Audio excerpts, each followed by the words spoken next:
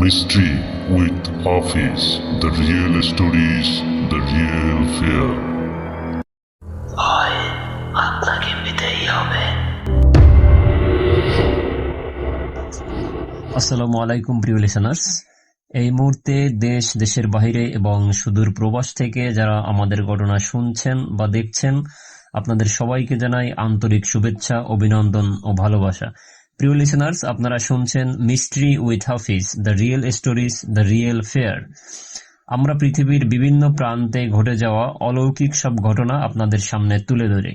আপনাদের কাছে আমার ছোট্ট একটা অনুরোধ, আপনি যদি এই চ্যানেলে প্রথম এসে থাকেন তাহলে অবশ্যই চ্যানেলটি সাবস্ক্রাইব করে দিবেন, যাতে আমাদের পরবর্তী ঘটনা আপনি পেয়ে যান।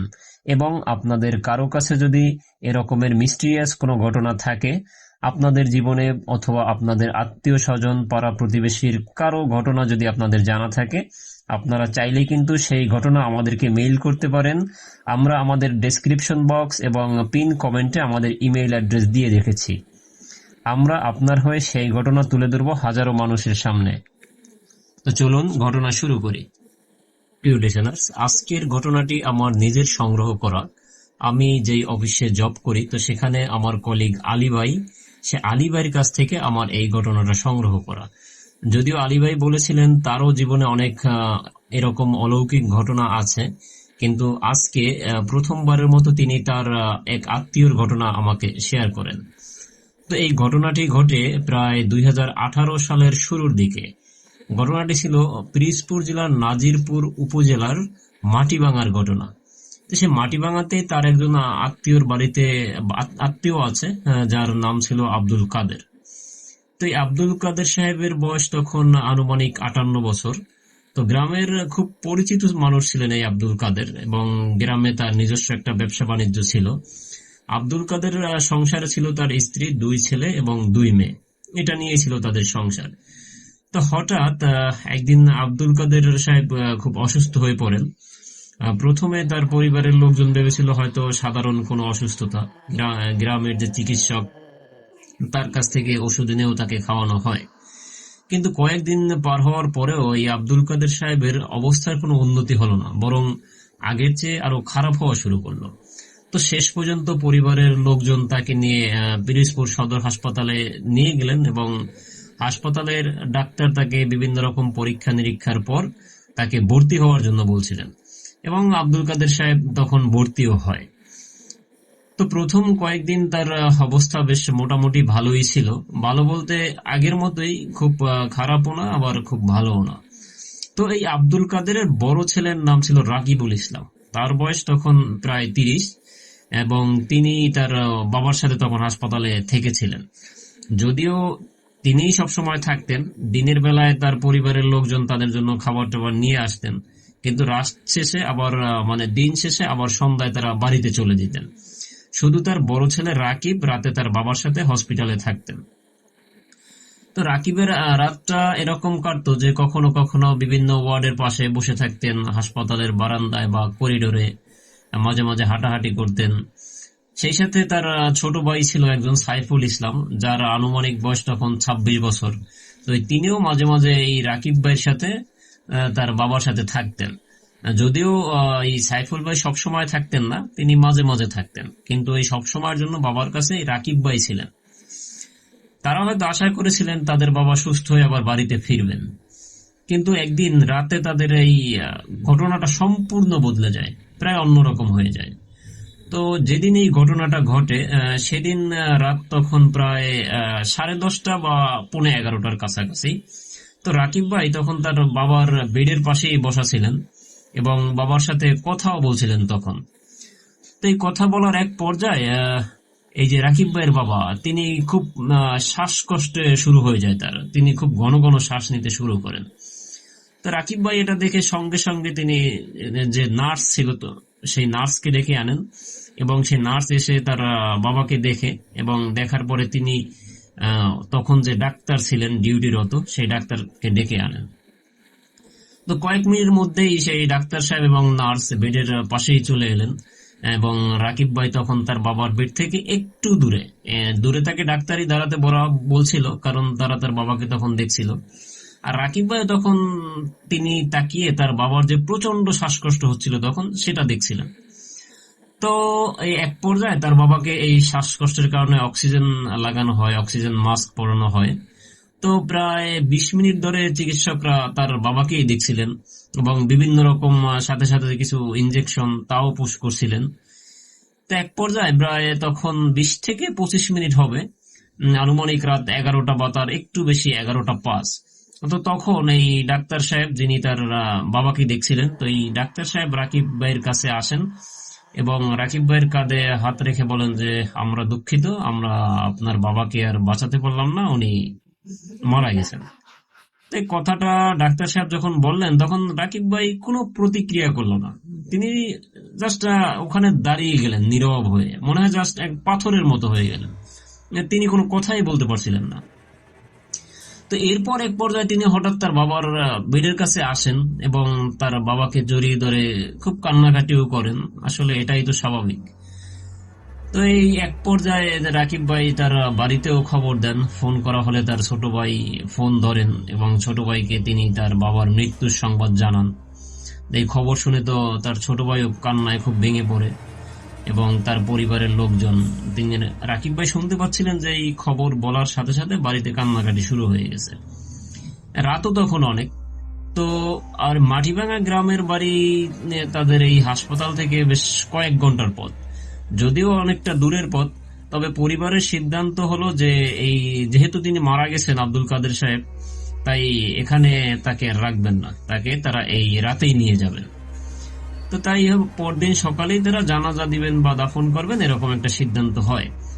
তো এটা বলার পরে রাকিব ভাই তখন হসপিটালে একাই ছিলেন। তো উনি আসলে যেহেতু হসপিটালের কিছু জরুরি কাজ ওই সময় করতে হয়, যেমন ডেথ সার্টিফিকেট বা ওই যে তার ওষুধের বিল বা বকেয়া বিল, সেগুলো করার দরকার হয় এবং রাকিব ভাই একা থাকা অবস্থায় সেই কাজগুলো করা শুরু করলো, যেমন মৃত্যু সনদ গ্রহণ, হাসপাতালের বিল বা অন্যান্য আনুষ্ঠানিকতা যেগুলো আছে। তো এসব কিছু শেষ করতে করতে বেশ আরো খানিকটা সময় চলে যায়। এদিকে এর মধ্যে একটা মোটরসাইকেলে তার যে ছোট ভাই সাইফুল, তার জাহিদ সাহেব, যে রাকিব ভাইয়ের বন্ধু জাহিদ, এবং তাদের এক প্রতিবেশী ছিল, ওনার নাম ছিল জব্বার। তো জব্বারকে তারা কাকা বলে ডাকতো। এই জব্বার কাকা, তারপরে জাহিদ ভাই এবং এই সাইফুল ভাই, এরা কিন্তু তখন এই হসপিটালে চলে আসলেন এবং তখন রাত প্রায় আনুমানিক 1টা। রাত 1টা ও সময় তো হাসপাতালের বেশিরভাগ মানুষ তখন নীরব, কেউ কেউ তাদের রোগীর পাশে বসে থাকে বা কেউ ফ্লোরে ঘুমিয়ে আছে। তা হাসপাতালের পরিবেশটা সেদিন মনে হয় যে আরো নীরব, প্রতিদিন যে নীরব থাকে তার চেয়ে তাদের কাছে আরো নীরব মনে হলো।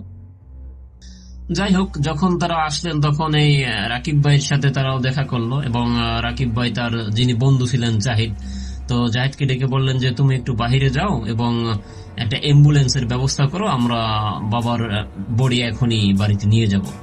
তো এটা শুনে জাহিদ ভাই বলছিল যে সকালে গেলে কেমন হয়, কিন্তু রাকিব ভাই সেটা মানেননি। তিনি জাহিদ ভাইকে হাসপাতালের অ্যাম্বুলেন্স সার্ভিসে যোগাযোগ করতে বলেন এবং জাহিদ ভাই সেখানে যায়ও। অ্যাম্বুলেন্স সার্ভিসে যোগাযোগ করলে ওনারা একজন অ্যাম্বুলেন্স চালককে পেয়ে যায়। তো অ্যাম্বুলেন্স চালকের সাথে যোগাযোগ করে, ওই যিনি চালক ছিলেন তার নাম ছিল মিজানুর রহমান। তো মিজান ভাই জানালো যে সে আসলে লাশ নিয়ে নাজিরপুরে যেতে পারবে, তার কোনো সমস্যা নেই। তো এই কথাটা এক পর্যায়ে তারা ভাড়া ঠিক হলো।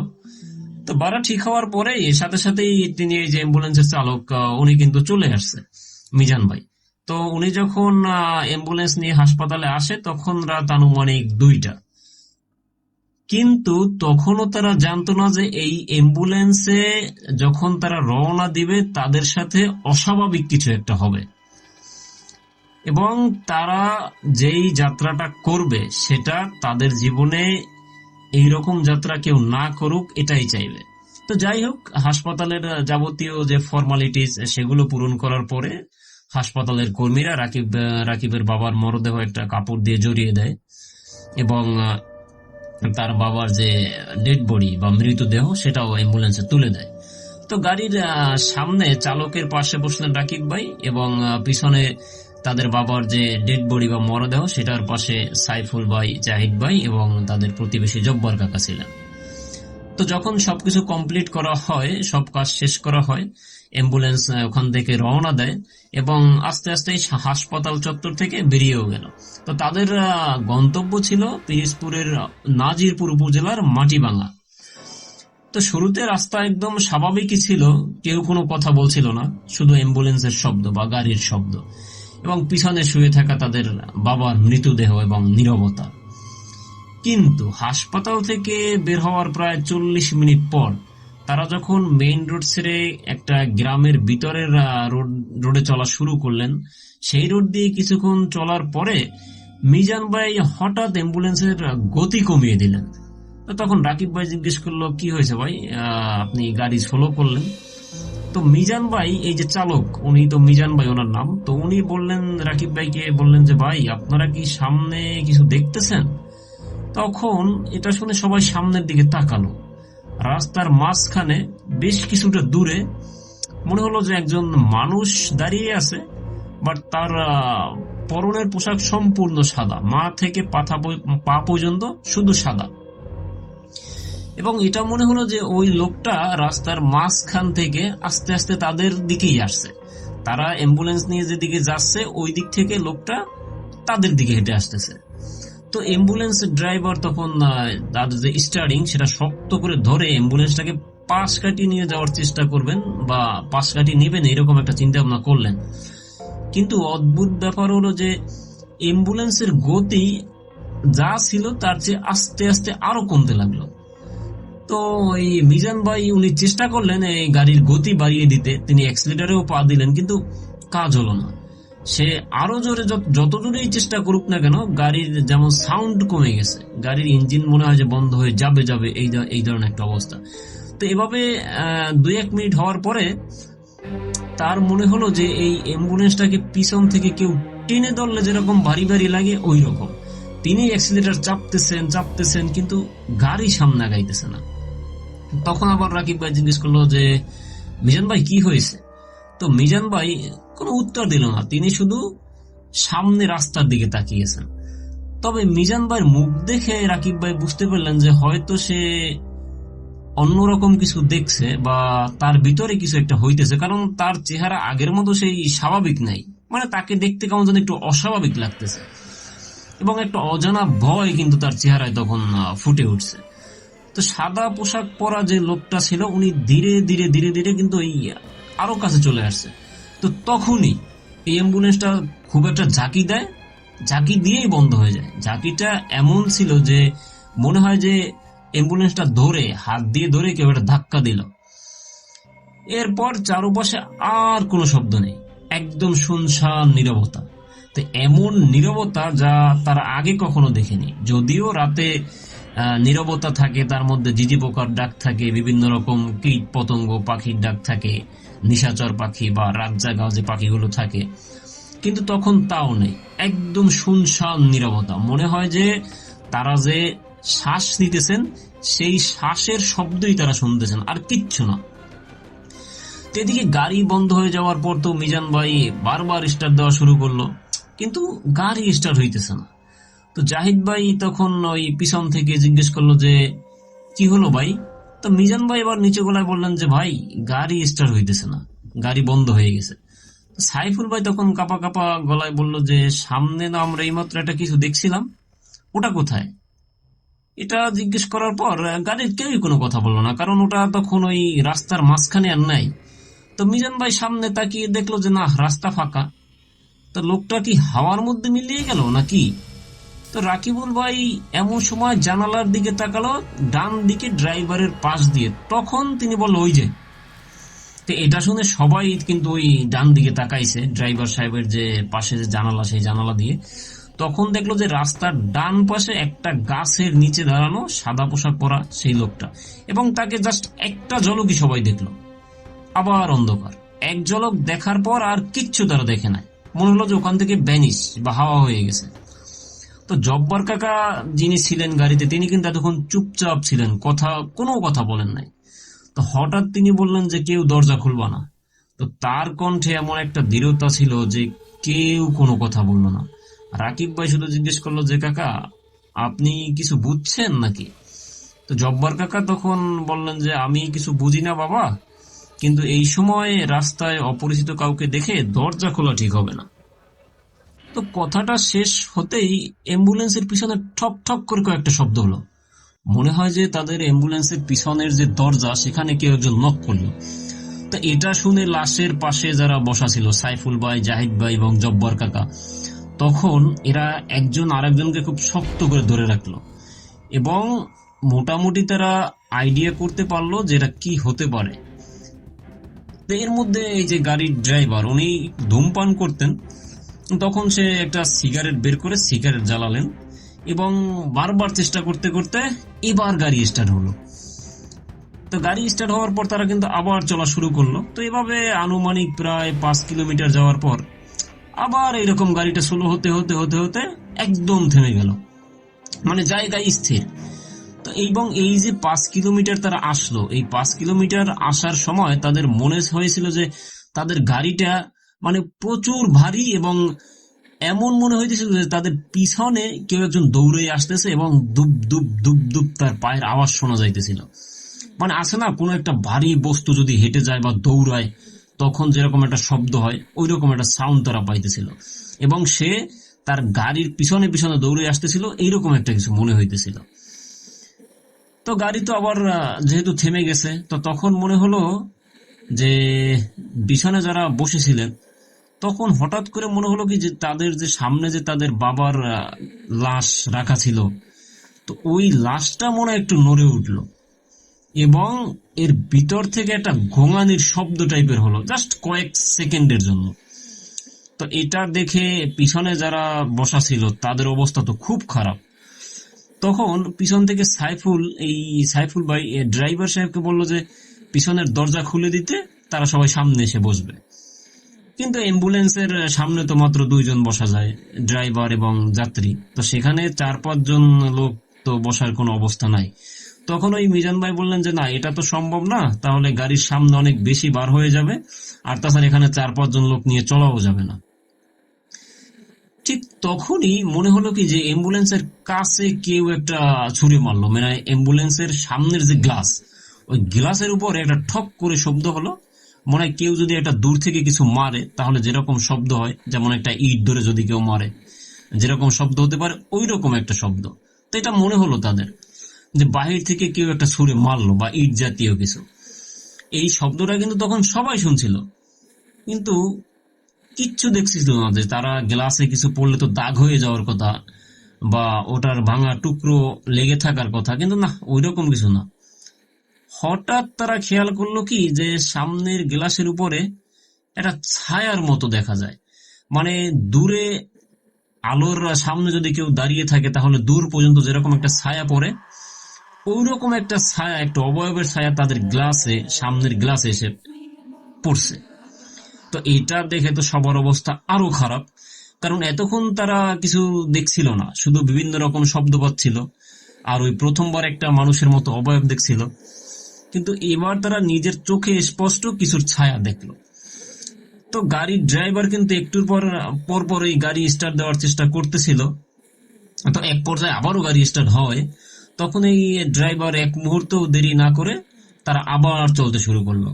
তো এরকম প্রায় 10 মিনিট গাড়ি চললো, কিন্তু গাড়ির মধ্যে কারো কোনো কথা নাই, মানে প্রত্যেকটা ব্যক্তি যারা গাড়ির মধ্যে ছিল তারা প্রত্যেককে আতঙ্কের মধ্যে পড়ে গেছে, কারো মুখে কোনো কথা নাই।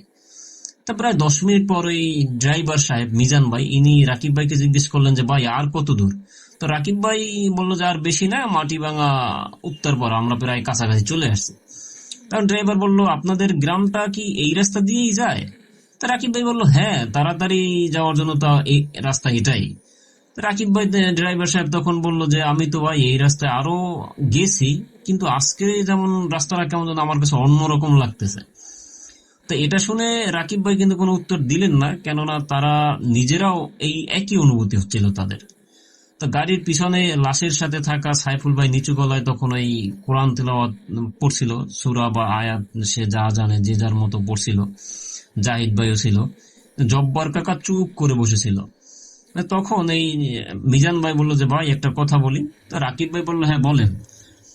তখন এই মিজান ভাই বললো যে গাড়ি চালানোর সময় আমি একটা জিনিস খেয়াল করছি, আমার কাছে মাঝে মাঝে মনে হচ্ছিল যে কেউ যেন গাড়ির উপর দিয়ে হাঁটতেছে। তো এই কথাটা শুনে আহ ভিতরে থাকা যারা এই সাইফুল ভাই যে কোরআন তেলাওয়াত করছিল, তো উনি চুপ হয়ে গেল, উনি ওনার এই পড়া থামিয়ে দিছে।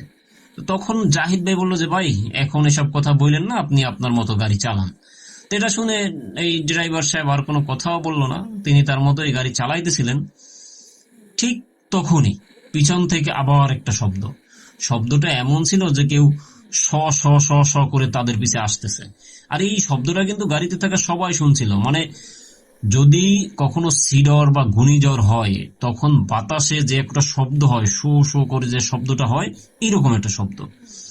তখন এই সাইফুল ভাই তিনি ফিস ফিস করে রাকিব ভাইকে ডাক দিল এবং বলল, রাকিব ভাই তখন বলল ঠিক আছে এখন কোনো কথা বলিস না, যা হয় পরে দেখা যাবে। তো এই শব্দটা বেশিক্ষণ যে ছিল তা না, বেশ অল্প কিছুক্ষণ পরে শব্দটা কিন্তু থেমে গেল। এবং তখনই এই অ্যাম্বুলেন্স এতক্ষণ যে রাস্তায় চললো সেই রাস্তা থেকে আরো একটা রাস্তায় ঢুকলো, এবং সেটা এই রাস্তার চেয়ে আরো চিকন বা সরু। তো রাস্তার দুই পাশে ঘন গাছপালা, জঙ্গল, বাঁশঝাড়।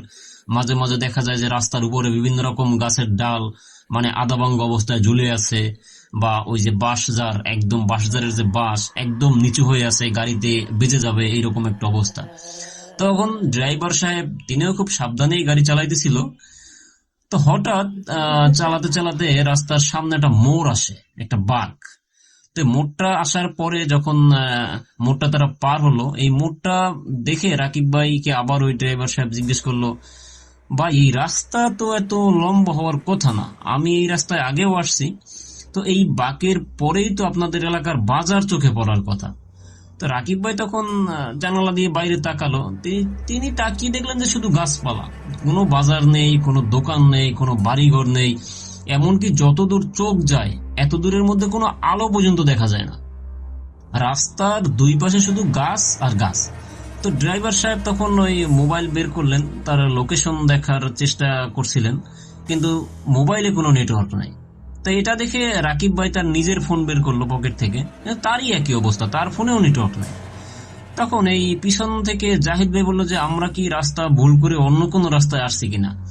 তো মিজান ভাই বলল তখন, এই যে ড্রাইভার সাহেব যিনি চালক, তো উনি বললো যে ভাই রাস্তা ভুল হলে এতক্ষণে তো আমরা কোথাও না কোথাও যাই পৌঁছাইতাম, কোনো বাড়ি তো পাওয়ার কথা ছিল বা কোনো বাজারের মধ্যে আসার কথা ছিল। ঠিক তখন তারা খেয়াল করলেন যে সামনের একটু দূরে একটা আলোর মতো দেখা যায়, মিটমিট মিটমিট করে জ্বলতেছে। তো তখন এই ড্রাইভার সাহেব বলল ওখানে হয়তো কোনো বাড়ি টাড়ি আছে, আমরা একটু ওদিকে যাই। তো সে অ্যাম্বুলেন্স নিয়ে ওই আলোর দিকে যায় আস্তে আস্তে। তো কিছুক্ষণ পর দেখা গেল, যখন কাছাকাছি গেল তারা দেখলো যে আলোটা রাস্তার পাশে ছোট্ট একটা মসজিদের সামনে জ্বলতেছে। এবং তারা যখন আরো কাছে গেল তখন তারা শিওর হলো যে না, এটা মসজিদ। মসজিদের দরজা বন্ধ, বাট মসজিদের বারান্দা আছে, সেই বারান্দায় একটা মানুষের মতো অবয়ব বসে আছে। সে সাদা পাঞ্জাবি বা সাদা টুপি বা হাতে তসবি জাতীয় কিছু এইরকম একটা নিয়ে বসা। তো তখন এই ড্রাইভার সাহেব তার গাড়ির গতি একদম কমিয়ে দিল এবং আস্তে আস্তে মসজিদের কাছেও চলে আসলো। মসজিদটা এই রাস্তার পাশেই কিন্তু ছিল।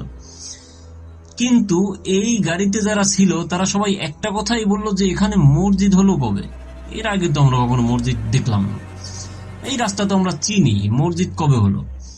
এই রাস্তায় তাদের প্রায় যাওয়া আসা হয়, যদিও এই যে রাকিব ভাই বলেন, মিজান ভাই বা সাইফুল ভাই, জব্বার কাকা, এরা তো প্রায় এই রাস্তায় চলাচল করে, কিন্তু এর আগে তারা এই মসজিদ খেয়াল করেনি কখনো।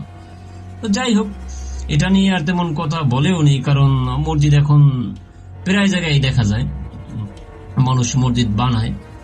তো তখন ওই জব্বর কাকা পিছন থেকে খুব নিচু গলায় বললো যে গাড়ি খুলবো না, গাড়ির দরজা খুলবো না। তো ড্রাইভার সাহেব বলল কেন খুলবো না, লোকটা তো আমাদের সাহায্যও করতে পারে। তো এটা বলার কারণ এই ছিল যে প্রথমত এটা একটা মসজিদ এবং সেই মসজিদের বারান্দায় বসা একজন হুজুর টাইপের লোক, তো এটা তো কোনো খারাপ কিছু হতে পারে না। তো এই ধরনের একটা চিন্তা ভাবনা কিন্তু এই গাড়ির চালকের মাথায় আসলো। তো এটা শুনে জব্বর কাকা বললেন না, আগে দেখুন যে এই লোকটা কে, গাড়ি থেকে বের হওয়া যাবে না, গাড়িতে বসেই কথা বলেন। তো তারাও আসলে কেউ গাড়ি থেকে বের হলো না। তো এমন সময় এই মসজিদের বারান্দায় বসে থাকা যে লোকটা, উনি ধীরে ধীরে উঠলো এবং অ্যাম্বুলেন্সের কাছেই আসলো উনি এক পর্যায়ে। তো তারা ওই লোকটা অ্যাম্বুলেন্সের কাছে এসে বলল যে গাড়ি গ্লাসটা একটু নামানো যাবে? তো মিজান ভাই গ্লাস নামিয়ে দিলেন। তখন এই লোকটা বলে উঠলো যে আপনারা মৃত মানুষ নিয়ে এই রাস্তা দিয়ে যাইতেছেন? তা এটা শুনে তো হঠাৎ এরকম একটা কথা শুনে তারা মানে এবার আরো ভয় পান, কারণ তারা তো এখন পর্যন্ত তার সাথে কিছু বলেই নেই, তাহলে উনি হঠাৎ করে এমন কথা কিভাবে বললো বা জানলোই বা কিভাবে? তো যাই হোক, রাকিব তখন বলল হ্যাঁ। তো লোকটি জিজ্ঞেস করলো যে কোথায় নিয়ে যাচ্ছেন? রাকিব ভাই উত্তর দিল যে মাটি ভাঙা। তো লোকটি কয়েক সেকেন্ড চুপ করে রইলো এবং তারপর বলল যে আজ রাতে তো এই পথে যাওয়া ঠিক হবে না। রাকিব ভাই অবাক হয়ে জিজ্ঞেস করলেন কেন? তো লোকটি এবার অ্যাম্বুলেন্সের পিছনে তাকিয়ে বলল যে আপনারা তো শুধু একজন মৃত মানুষকে নিয়ে যাচ্ছেন না, আপনাদের সাথে আরো একজন আছে। তা এটা শুনে ভিতরে থাকা জাহিদ ভাই যে ছিল, জাহিদ ভাই বলল যে কি বলতেছেন আপনি এসব? তাই জাহিদ ভাইয়ের কথা শুনে কিন্তু ওই যিনি হুজুর টাইপের বা হুজুর, উনি কিন্তু কোনো উত্তর দিলেন না। সে শুধু রাকিব ভাইয়ের দিকে তাকিয়ে বলল যে আপনার বাবার লাশের যে কাপড়, এই কাপড়টা এভাবেই থাক, কাপড়ে হাতও দিবেন না বা কাপড়টা খুলবেনও না যতক্ষণ না আপনারা বাড়িতে পৌঁছান। মৃতদেহর মুখ আপনারা কেউ দেখবেন না। তখন রাকিব ভাই বলল যে আপনি সব কিভাবে জানলেন? আমরা তো আপনাকে কিছু বললাম না। তাই লোকটি এবার একটু মৃদু হাসলো এবং বলল যে সব কথা বলতে হয় না। এটা বলে সে তার পকেটে হাত দিল এবং পকেট থেকে একটা কাপড়ের পুটলির মতো কিছু একটা বের করলো এবং সেটা তখন সে রাকিব ভাইকে দিল এবং বলল যে এটা আপনার কাছে রাখুন। এবং রাকিব ভাইও ওই বাধ্য লোকের মতো সেটা নিল। নেওয়ার পরে লোকটি আবারও বলল যে একটা কথা মনে রাখবেন, যদি এই যাওয়ার পথে আপনাদের কেউ পিছন থেকে ডাক দেয়, পিছনে তাকাবেন না, সে যেই হোক। এমনকি আপনার পরিবারের কোনো লোকও যদি হঠাৎ করে পিছন থেকে ডাক দেয়, তাকাবেন না।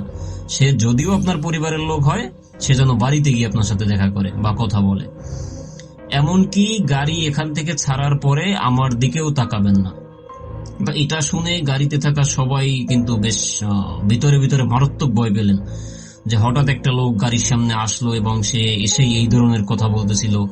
তাকে কিছু বললামও না, সে কিভাবে বুঝলো যে গাড়িতে আমার বাবার মৃতদেহ বা এই গাড়ির সাথে আরো একজন আছে? তো এইসব কথা ভাবতে ভাবতে তারা আসলে ভিতরে ভিতরে প্রচন্ড ভয় পেল। তো ঠিক সেই মুহূর্তে অ্যাম্বুলেন্সের পিছন থেকে আবার শব্দ, টক টক টক টক করে কয়েকটা শব্দ হলো, মনে হলো যে দরজায় কেউ নক করতেছে। তখন এই মসজিদের বারান্দায় যে দাঁড়িয়ে থাকে যে হুজুর টাইপের লোক, উনি চোখ বন্ধ করে কিছু একটা পড়লেন বিড়বিড় করে। আর তখন এই রাকিব ভাই বুঝতে পারলো যে তারা যে বিপদের মধ্যে পড়ছে আজকে, এটা সাধারণত কোনো কিছু হইতে পারে না। কিন্তু সে আসলে তখন বুঝতেও পারছিল না যে এই লোকটি আসলে কে, আর তাদের সে যে ওই হাতে একটা পুটলির মতো দিল, এর ভিতরেই বাকি বা এটা দেওয়ার কারণ বাকি। তো এটা মনে করে রাকিব ভাই কিছুক্ষণ পুটলিটার দিকে তাকালো, তাকিয়ে নাড়িয়ে চাড়িয়ে দেখলো, কিন্তু কিছু বুঝতে পারলো না। তারপর লোকটির দিকে তাকিয়ে জিজ্ঞেস করলো যে আপনি কে? তা লোকটি কোনো উত্তর দিল না, শুধু বলল যে আপনারা এখন যান, মনে রাখবেন বাড়িতে পৌঁছানোর আগ পর্যন্ত না পিছনে কেউ ডাক দিলে থামবেন, না আমি আপনাকে যে পুটলিটা দিছি এটা খুলবেন, খবরদার এটা খোলা যাবে না।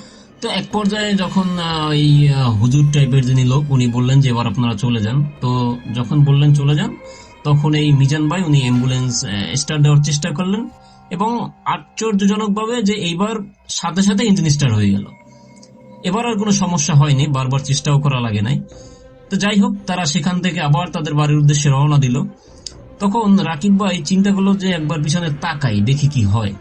কিন্তু আবার সাথে সাথে মনে করলো যে না, লোকটি যেহেতু তাকাতে না করছে, না তাকাই। এদিকে ভয়ও করছিল একদিকে, আবার যে এটা সত্যি না আবার কোনো খারাপ জিনিস তাদের সামনে ভালো সেজে তাদেরকে আবার ধোকা দিতেছে, এরকম কিন্তু বিভিন্ন কথা এই রাকিব ভাইয়ের মাথায় ঘুরতেছে। তখন আবার ভাবলেন যে কপালে যা রাখছে আল্লাহ সেটা তো হবেই, যা হয় হোক। তো এদিকে কিন্তু তাদের অ্যাম্বুলেন্স বেশ ভালোভাবেই চলতেছিল, একদম কোনো সমস্যা কিন্তু এবার হচ্ছিল না। তো কিছু দূর যাওয়ার পরে এই রাকিব ভাই তিনি আর নিজেকে ধরে রাখতে পারেন না, তিনি একবার পিছনে তাকায়। কিন্তু তাকানোর পর সে কিছু যে দেখছিল বিষয়টা কিন্তু তা না, সে কিছুই দেখছিল না। তখন এই রাকিব ভাই জব্বার কাকাকে বলল যে সে পুটলিটা খুলবে কিনা। জব্বার কাকা বলল যে না, এটা খোলার কোনো দরকার নাই, আগে বাড়িতে গিয়ে পৌঁছাই, পরে দেখা যাবে। এরপর রাস্তায় যে আর কোনো অস্বাভাবিক ঘটনা ঘটছে তেমন কিন্তু না। তারা বেশ ভালোভাবে এই ভোরের কিছু আগে তারা এই তাদের গ্রামে বা উত্তরপাড়াতে চলে আসে। তো এক পর্যায়ে অ্যাম্বুলেন্স থেকে তার বাবার লাশ নামানো হয়, এবং লাশ নামিয়ে রাকিব ভাই ড্রাইভার সাহেবকে টাকা পয়সা মিটিয়ে দেন এবং বলেন যে আপনি এখন আর যাওয়ার দরকার নাই, সকালের আলো ফুটলে ভালো করে আলো ফুটুক তারপর যান, যেহেতু রাস্তায় আসতে এত ঝামেলা হয়েছে। হ্যাঁ, এসব কথা বলে কিন্তু ওই অ্যাম্বুলেন্সের যে চালক ছিলেন ওনাকে ওখানেই রেখে দিলেন। তো যাই হোক, তবে এই যে রাস্তায় যে তাদের সাথে এত কিছু ঘটছে এগুলো কিন্তু তারা কেউ তখন বাড়িতে বলেনি। তো এদিকে লাশ গাড়ি থেকে নামানো হলো, লাশ দেখে তো পরিবারের সবাই বেশ কান্নাকাটি শুরু করে দিলেন এবং অনেক আত্মীয় স্বজনও কিন্তু সেই রাতেই চলে আসে। তো যাই হোক, সকালবেলায় রাকিব ভাইয়ের বাবার জানাজা হয় এবং গ্রামের মানুষের উপস্থিতিতে তাকে দাফন করা হয়। তো এভাবেই কিন্তু সেদিন কেটে যায়।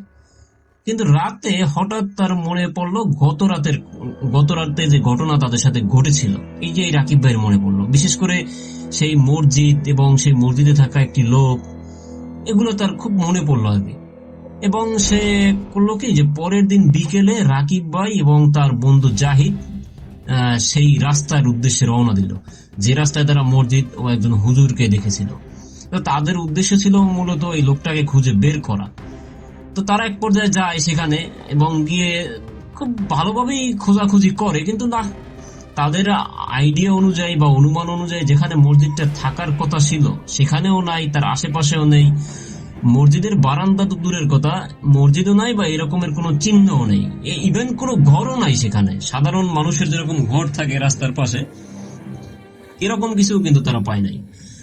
তো যাই হোক, এমন সময় ওই রাস্তা দিয়ে একজন বৃদ্ধ বলতে 60-65 বছর একজন লোক হেঁটে যাইতেছিল। তো রাকিব ভাই ওই বৃদ্ধকে ডেকে জিজ্ঞেস করলো যে চাচা, এখানে কি কোনো মসজিদ আছে আশেপাশে? তো বৃদ্ধ লোকটি বললো যে মসজিদ, এখানে তো কোনো মসজিদ নাই। তো তখন রাকিব ভাই বললো যে রাতে এখানে একটা মসজিদ দেখছিলাম এবং মসজিদের সামনে বারান্দাও ছিল। তো বৃদ্ধ লোকটি এটা শুনে উনি বেশ রাকিব ভাইয়ের চোখে অবাক হয়ে তাকাইল।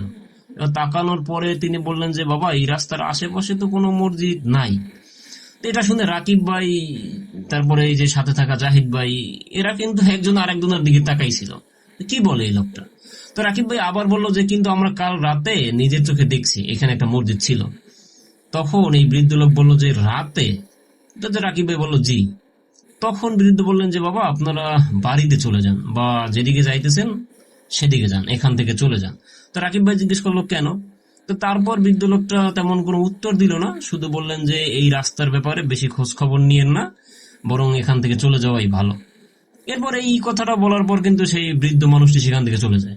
তো রাকিব ভাই, জাহিদ ভাই সেখানে আরো অনেক খোঁজাখুঁজি করেন, বিভিন্ন মানুষের কাছেও জিজ্ঞেস করলেন এই ব্যাপারে, কিন্তু তারা সবাই একই কথা যে না না, এখানে তো কোনো মসজিদ নাই, এখানে মসজিদ আসবে কোথা থেকে রাস্তার পাশে। তো এক পর্যায়ে তারা অনেক খোঁজাখুঁজির পরও যখন না পায়, তারা হতাশ হয়ে বাড়িতে ফিরে আসে। কিন্তু গত রাতে তারা যে মসজিদ দেখেছিল সেটা যদি না থাকে, তাহলে সেই সাদা পোশাকের যে লোকটি, উনি কে ছিল?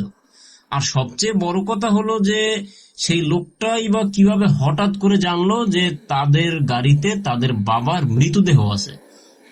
মানে প্রথম দেখাতেই কিভাবে তিনি জানতে পারলেন? তো যাই হোক, রাকিব ভাই এসব কথা চিন্তা ভাবনা করলেন, কিন্তু উনি তো কোনো উত্তর পেলেন না আসলে এগুলোর। কিন্তু তখন বাড়িতেও চলে আসলেন এবং বাড়িতে এসে তখন উনি চিন্তা করলেন যে ওনার হাতে যে পুটলিটা দিছিল সেটা তো উনি রেখে দিয়েছেন আলমারিতে। তো যাই হোক, এইবার তিনি সেটা দেখবেন। তো তিনি বাড়িতে আসেন, আসার পরে এবং তিনি আলমারি খুলেন পুটলিটা মানে বের করার জন্য, কিন্তু সেই পুটলি তিনি আর পাননি। সব জায়গায় খুঁজলেন, বাসার কয়েকজন লোক মিলে খুঁজলেন। এদিকে জব্বার কাকা, জাহিদ ভাই, সাইফুল ভাই যারা সাথে ছিল বা দেখছিল, তারা সবাই মিলে মানে ঘর তন্ন তন্ন করে খুঁজলো, কোথাও সেই পুটলি নাই, মানে নাই তো নাই। তো রাকিব ভাই সেদিন জোহরের নামাজের পরে এই তাদের মসজিদের যে ইমাম সাহেবের কাছে গেলেন এবং তাদের সাথে এই গত রাতে বা তার আগের রাতে যে ঘটনা ঘটলো সেটা সবকিছু খুলে বললেন। তো সবকিছু শুনে ইমাম সাহেব বললেন যে আমাকে একটু সময় দেন, আমি আগে খোঁজ খবর নিয়ে দেখি, তারপর আপনাদেরকে জানাবো। তো ওই দিন এভাবে কেটে গেল। পরের দিন ইমাম সাহেব ওই রাকিব ভাইকে ডাকলেন, ডেকে বললেন যে আপনারা যাকে দেখেছিলেন সে ছিল একজন জিন এবং সে খুব ভালো জিন ছিলেন। আপনার বাবার লাশ নিয়ে যখন আপনারা হাসপাতাল থেকে রওনা দেন, সেখান থেকেই একটা পিশাচ শ্রেণীর জিন আপনাদের পিছনে লাগছিল, কিন্তু শহর হওয়াতে সে বা চারপাশে আলো থাকাতে, মানুষজন থাকাতে সে তেমন কিছু করতে পারেনি। যখন আপনারা শহর ছেড়ে গ্রামের রাস্তায় ঢুকছেন, তখন এই পিশাচ জিনিসটা আপনাদের সাথে নানান সমস্যা করতে থাকে। তো তাদের সেই পিশাচ জিনিসটার উদ্দেশ্য ছিল যে আপনার বাবার মৃতদেহকে নিয়ে যাওয়া, কিন্তু তখনই সেখান থেকে একজন ভালো আল্লাহওয়ালা জিন যাচ্ছিল। সে দেখছিল এই সমস্ত জিনিস, দেখার পর আসলে সে তখন কিছু করতে না পারলেও অন্তত এইটা চেষ্টা করছিল সেই পিশাচ যেন আপনাদের বড় কোনো ক্ষতি করতে না পারে। এজন্য হয়তো আপনারা তখন ভয় পেলেও আপনাদের তেমন কোনো ক্ষতি হয় নাই। কিন্তু যখন আপনারা এই ভালো জিনের এরিয়ায় প্রবেশ করেন, সে আপনাদের সামনে একজন ভালো মানুষের অবয়বে দেখা দেয় এবং আপনাদের একটা বন্ধনী দিয়ে আটকে দেয়, যাতে বাকি পথে আর কোনো সমস্যা না হয়। আর যে পুটলিটা সে আপনাদেরকে দিয়েছিল সেটা এজন্য ছিল যে আপনার বাবার লাশের যেন কোনো ক্ষতি না হয়। তো ইমাম সাহেব তখন রাকিব ভাইকে জিজ্ঞেস করলেন যে আপনার বাবার লাশ কি স্বাভাবিক ছিল না কোনো সমস্যা হয়েছিল? তো রাকিব ভাই বললেন যে না, তাদের বাবার লাশ একদমই স্বাভাবিক ছিল, কোনো ক্ষয়ক্ষতিও হয়নি।